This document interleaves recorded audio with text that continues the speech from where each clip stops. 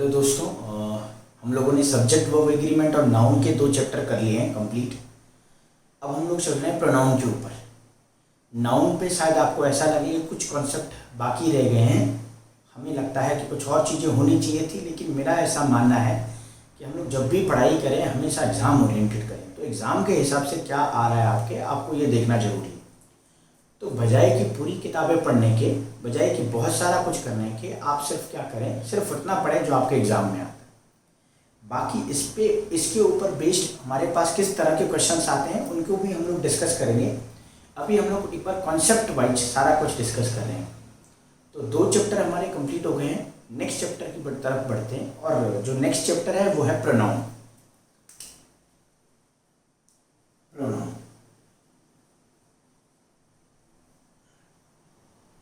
Noun और subject verb agreement की तरह ये भी हम लोगों ने बहुत बार पढ़ा हुआ है, और नहीं पढ़ा होगा तो एटलीस्ट हम लोगों ने सुना जरूर होगा कि प्रोनाउन क्या होता है। प्रोनाउन की बात करें तो हम लोगों ने पहले भी डिस्कस किया है, ये एक ऐसा वर्ड होता है जो नाउन की जगह पे यूज होता है। नाउन की जगह पे मतलब नाउन की जगह पे जैसे कि कोई नाम हो। नाउन का मतलब हम लोग जानते हैं कोई नाम है, और कोई भी नाम बार बार अगर आ रहा है, if a noun is repeating itself, so to avoid that particular noun, ताकि वो बार बार ना आए और उसको अवॉइड करने के लिए वो यूज प्रोनाउन। एक और चीज यहां से निकल करके आती है कि प्रोनाउन क्या होगा, that will depend on the noun. If pronoun will depend on the noun, so we must know that what kind of noun is it. If it is male, so we will use the different kind of pronoun. If it is female or if it is non-living thing, so we will use the pronoun according to the noun. So before dive into the session, let's talk about the pronoun and the definition of pronoun. So what it says, it is a word or it is a replacing word.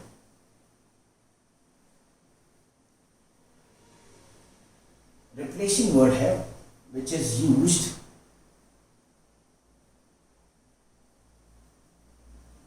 To replace a noun,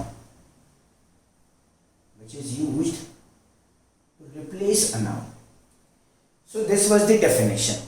अच्छा, किताबों में जो definition है that is different. Why? Just because आप देखना कभी जो किताबें जो लिखी हुई है इनका एडिशन देखना कभी बहुत पुराना होता है।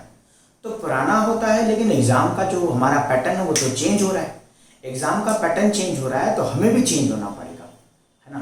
We should read also the different kind of books, और वी शुड रीड और we should learn from the different kind of teacher. Different kind मतलब वो जो आपके पैटर्न के अकॉर्डिंग पढ़ा रहे हैं।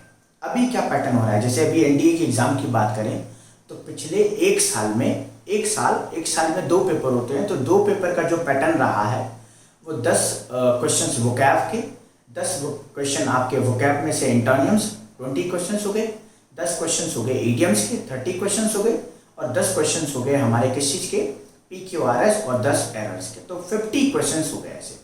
तो हमें क्या करना पड़ेगा, उसी हिसाब से वेटेज सबको देना पड़ेगा। ऐसा ना हो जाए कि आप पूरे साल भर में ग्रामर ही पढ़ते रह जाए। 18 महीने 12 महीने सारी जगह ग्रामर ही पढ़ाया जाता है।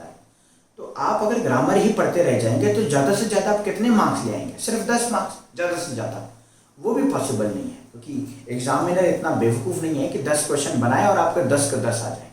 पॉसिबल नहीं है। 1 और 2 तो बिल्कुल डिफिकल्ट होंगे ही होंगे, या फिर ऐसा भी हो सकता है कि आपको सही लगे लेकिन हो वो गलत, या फिर हो कुछ और।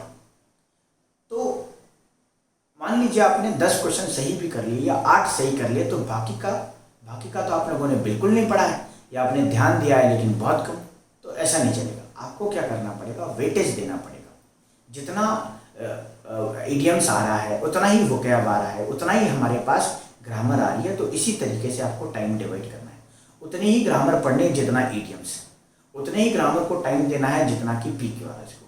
तो इसी हिसाब से मैं भी पढ़ा।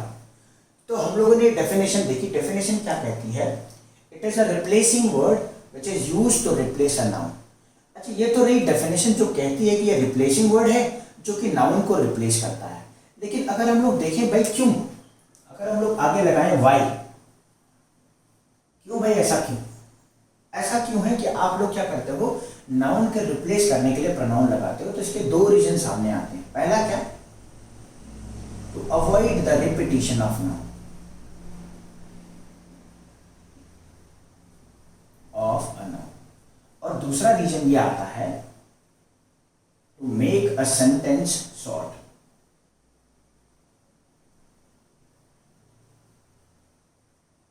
शॉर्ट का मतलब होता है छोटा, और avoid the repetition of noun मतलब मान लीजिए एक नाउन यहां आ रहा है, दूसरा नाउन यहां आ रहा है, तीसरा नाउन यहां आ रहा है, तो आप देखेंगे ये जो बार बार नाउन आ रहा है और ये सेम नाउन अगर है, so what we have to do, we have to replace this noun with the pronoun. अच्छा, कौन सा चेंज करना है, ये वाला रिप्लेस करना है, ये वाला रिप्लेस करना है, या तीनों रिप्लेस करने हैं? तो हमें क्या करना है, फर्स्ट वाले को छोड़ करके, फर्स्ट वाले को छोड़ करके बाकी दो जगह पे प्रोनाउन लगाएंगे। अच्छा, क्या लगाएंगे, ये डिपेंड करेगा ये नाउन क्या है, ये डिपेंड करेगा ये नाउन क्या है। एक और चीज अगर आप पढ़ेंगे तो आप देखेंगे नाउन के रेपिटेशन को अवॉइड करने के लिए प्रोनाउन लगाया, इसका मतलब आपने देखा भाई नाउन बार बार ना आए इसीलिए प्रोनाउन लगा रहे हैं, लेकिन प्रोनाउन जो है ये बार बार आ सकता है। अगर मान लीजिए यहाँ पे भी नाउन है तो हम लोग यहाँ पे भी प्रोनाउन लगाएंगे, और ये जो प्रोनाउन होगा ये सेम होगा, यहाँ पे भी सेम, यहाँ पे भी सेम। अब आपने बोला सर नाउन पे तो सेम नहीं रहने दिया आपने, तो प्रोनाउन में सेम क्यों रहने दे रहा हूं, क्यों? क्योंकि ग्रामर इसी तरीके से बनी है, और ग्रामर में सिर्फ इतना मेंशन है कि नाउन जो होगा उसके रिपीटेशन को अवॉइड करेगा प्रोनाउन, और प्रोनाउन के रिपीटेशन को अवॉइड करने के लिए there is no such words in English grammar, ऐसा कोई वर्ड ही नहीं है। तो आपको कंफ्यूज नहीं होना है, बिल्कुल नाउन के रिपीटेशन को अवॉइड करने के लिए प्रोनाउन, और प्रोनाउन के रिपीटेशन को अवॉइड करने के लिए कुछ वर्ड नहीं है, तो हम लोग प्रोनाउन को बार बार लिखेंगे। मान लीजिए मैं एक एग्जांपल लिखता हूं, my students were studying very hard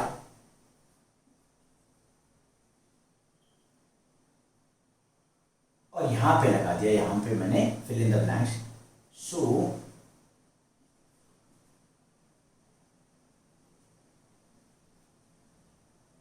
they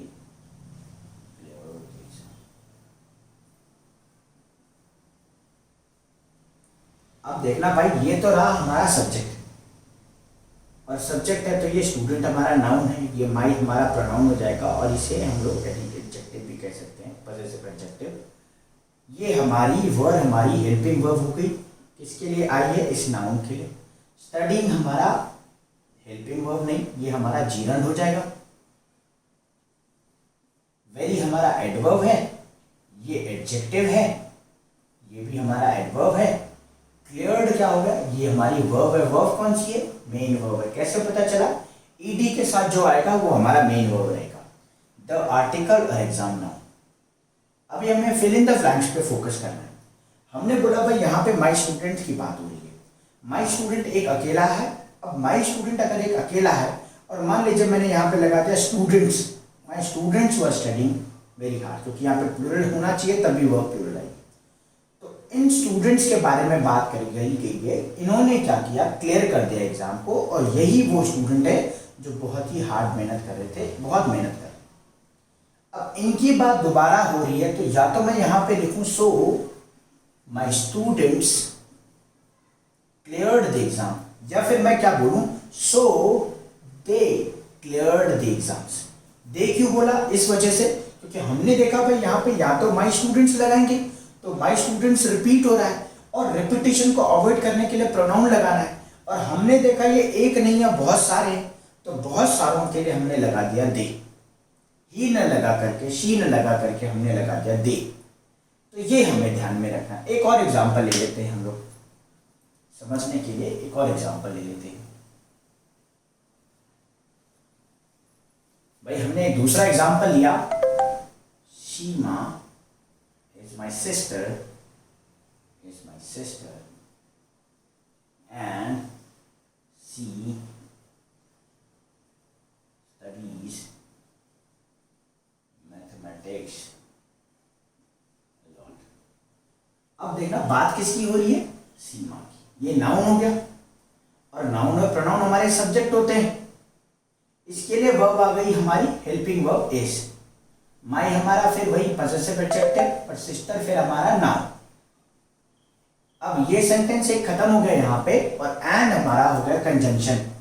conjunction का काम होता है जोड़ना, और एक अभी किसको जोड़ रहा है, एक सेंटेंस ये और एक सेंटेंस ये।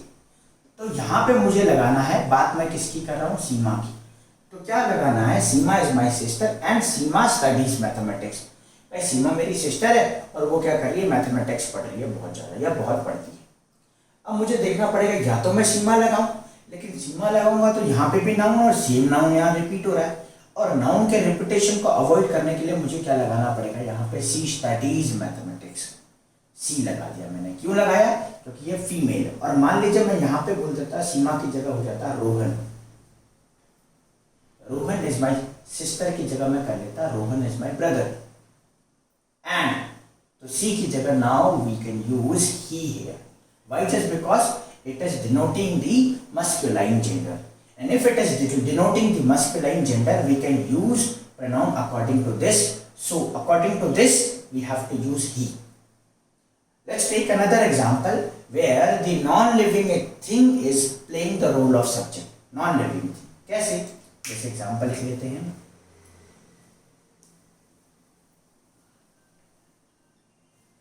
Suppose there is example, computer is an electronic device, और आगे इसी कंप्यूटर